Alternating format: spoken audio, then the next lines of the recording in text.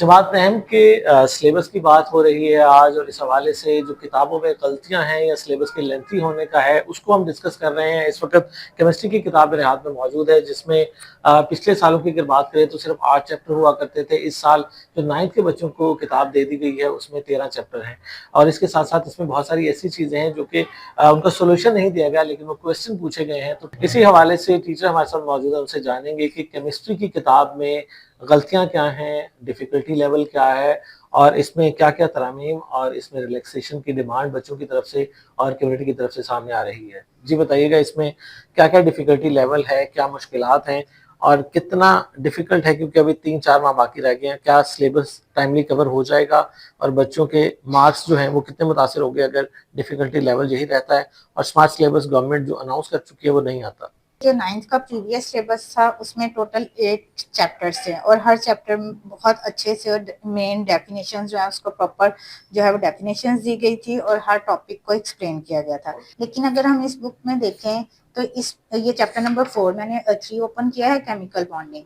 अगर मैं इस चैप्टर को देखूं तो इस चैप्टर में हर टॉपिक के बाद मिनी एक्सरसाइज दी गई है, जिसके कुछ के आंसर इस टॉपिक से अकॉर्डिंग है बुक में है, लेकिन कुछ के कंसेप्चुअल हैं जो कि खुद लिखवाने पड़ते हैं। 9th क्लास का बच्चा में इतना कैलिबर नहीं है कि वो इतने कॉन्सेप्ट उसके क्लियर हों। फिर नेक्स्ट टॉपिक है तो उसके भी अगेन मिनी एक्सरसाइज में क्वेश्चन दिए गए हैं। इस तरह से अगर हम विद इन 1 चैप्टर देखें तो 10 to 12 शॉर्ट क्वेश्चन ही बनते हैं, जो कि स्टूडेंट्स ने खुद से भी करने होते हैं। 50% कंसेप्चुअल हैं और 50% जो है वो टॉपिक से रेलिवेंट है। जहाँ पे हमारा चैप्टर कंप्लीट हुआ है, नेक्स्ट चैप्टर है और उसी चैप्टर की एक्सरसाइज है। इसमें देखें शॉर्ट क्वेश्चंस है 6 to 7, उसके बाद कंस्ट्रक्टिव क्वेश्चंस हैं, देन डिस्क्रिप्टिव है और इन्वेस्टिगेट है। अगर हम एक चैप्टर की ही बात करें तो 20 to 30 क्वेश्चंस बनते हैं और इसमें से 15% जो है 50% वो कंसेप्चुअल हैं जो कि स्टूडेंट ने खुद से राइट करने हैं और 50% जो है विद इन टॉपिक है। तो इस तरह से अगर हम एक चैप्टर की बात करें 25 ऑलमोस्ट क्वेश्चंस हैं, तो 13 से मल्टीप्लाई करें तो ये 200 प्लस 300 प्लस क्वेश्चंस हैं। तो ये 9th क्लास के स्टूडेंट के लिए सिलेबस बहुत ज़्यादा लेंथी है, इतना कैलिबर उनमें नहीं है। इसमें कुछ टर्म्स ऐसी हैं जो कि ग्रेजुएशन के जो सिलेबस है उसमें हमने रीड की थी। मैं हमारे एक्सपीरियंस के अकॉर्डिंग बात कर रही हूँ। तो ये सिलेबस थोड़ा सा शॉर्ट होना चाहिए। दूसरा ये, या तो टीचर्स की गाइडलाइन उन्हें दी जाए, उनकी ट्रेनिंग रखी जाए कि सिलेबस को कैसे कवर अप करना है, या इस बुक्स को ही दोबारा रिवाइज किया जाए और इनके चैप्टर्स में एक टॉपिक ऐसा भी है कि वो फर्स्ट चैप्टर में भी है, फिर आगे 4th चैप्टर में भी है, फिर वो 8th चैप्टर में भी है।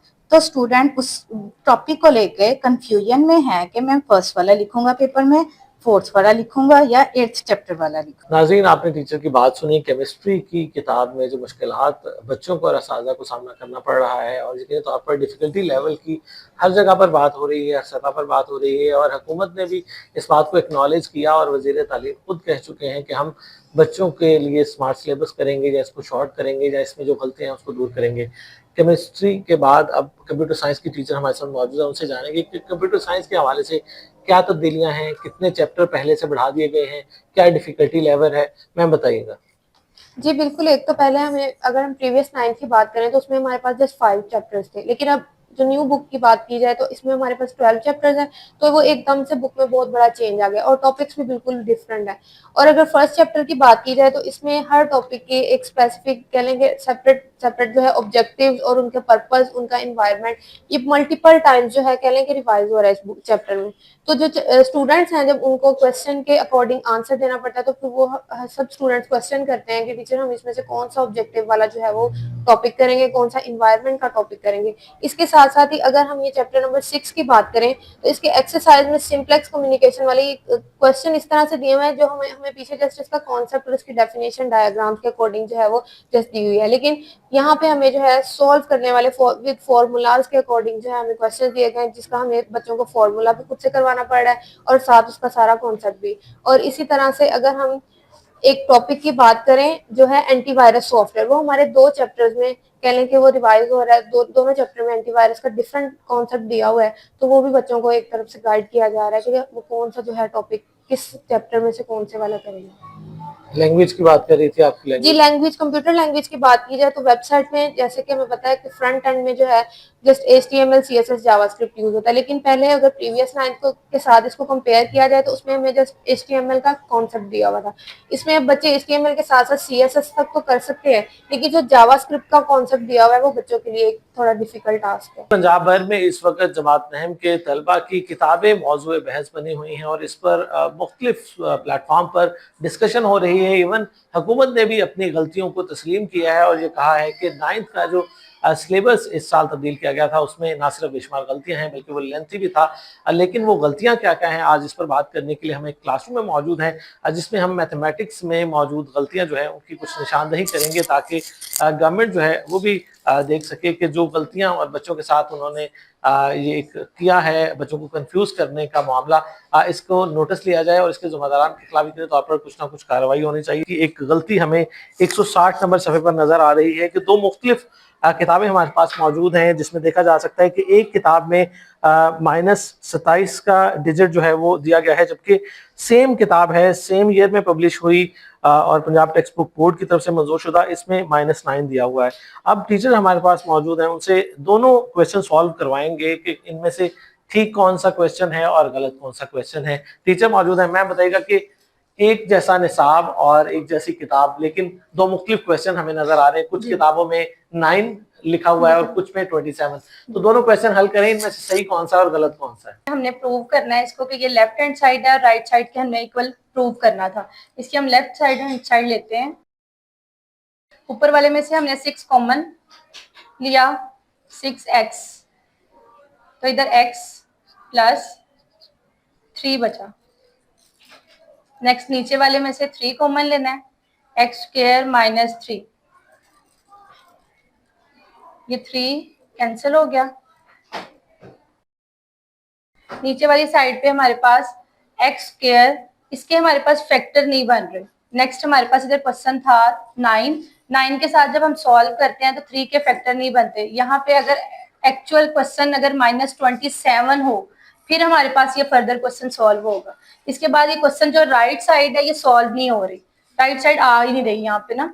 अगर यहाँ पे हम -3 ही करते हैं तो ये कैंसिल आउट ही नहीं होता। हमने इक्वल करना था 2x माइनस 3, इसके इक्वल ये आंसर ही नहीं आ रहा। ऊपर 2x है तो ये कैंसिल होता तो हमारे पास -3 नीचे x माइनस 3। 9 के साथ आपने सॉल्व करने की कोशिश की है, सॉल्व नहीं हो रहा। आप 27 वाला क्वेश्चन सॉल्व करें।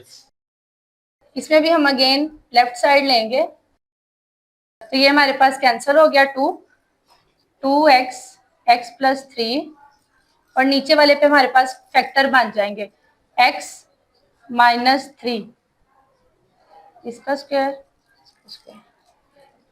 2x plus 3।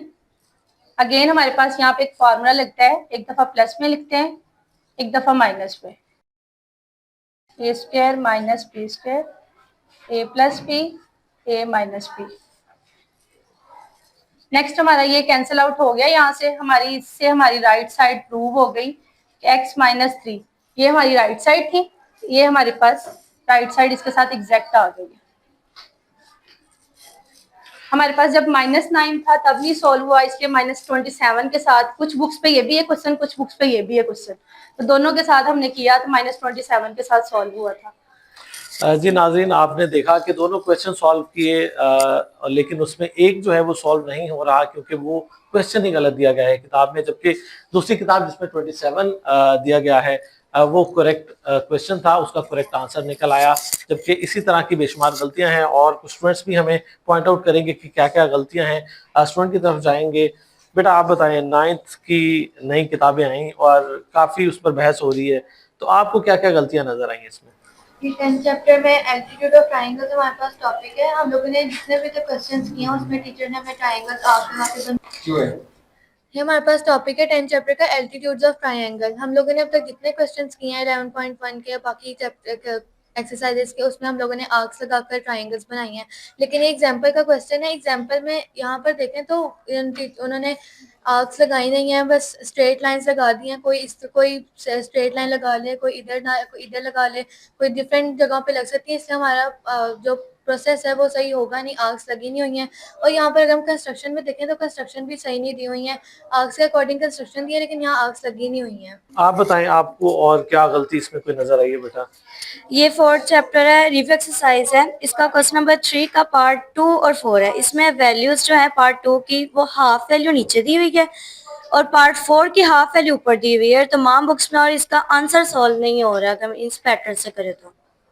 जी बिल्कुल, आंसर जो है वो सॉल्व नहीं हो रहा और इसी हवाले से यकीनी तौर पर गवर्नमेंट को अब देखना है कि जो बेशुमार गलतियां उनकी तरफ से की गई हैं किताबों में, और दो मुख्तलिफ तरह के प्रिंट बच्चों के पास मौजूद हैं। एक ही किताब छापी गई, एक ही साल में छापी गई, लेकिन दो मुख्तलिफ प्रिंट उसके किस तरह से मार्केट में आ गए, यकीनी तौर पर इस सारे मामले को भी छानबीन इसकी होनी चाहिए। और इसके साथ साथ जो दीगर शिकायत सामने आ रही हैं उसमें ना सिर्फ गलतियां बेशुमार हैं, जबकि इसके साथ साथ सिलेबस के लेंथी होने के हवाले से भी खासी शिकायत गवर्नमेंट को मौसूल हुई, जिस पर गवर्नमेंट ने ऐलान तो कर दिया कि अब इसको रिवाइज किया जाएगा और स्मार्ट सिलेबस दिया जाएगा और इस गलतियों को दूर किया जाएगा, लेकिन ताहाल इस पर अमली तौर पर कुछ भी नज़र नहीं आ रहा। सिर्फ वज़ीर तालीम का एक बयान सोशल मीडिया पर हमें नज़र आया, इसके बाद क्या वर्किंग हुई, कभी कोई अभी तक इसके हवाले से ठोस शवाहिद और ठोस जो हिकमत अमली है वो सामने नहीं आ सकी।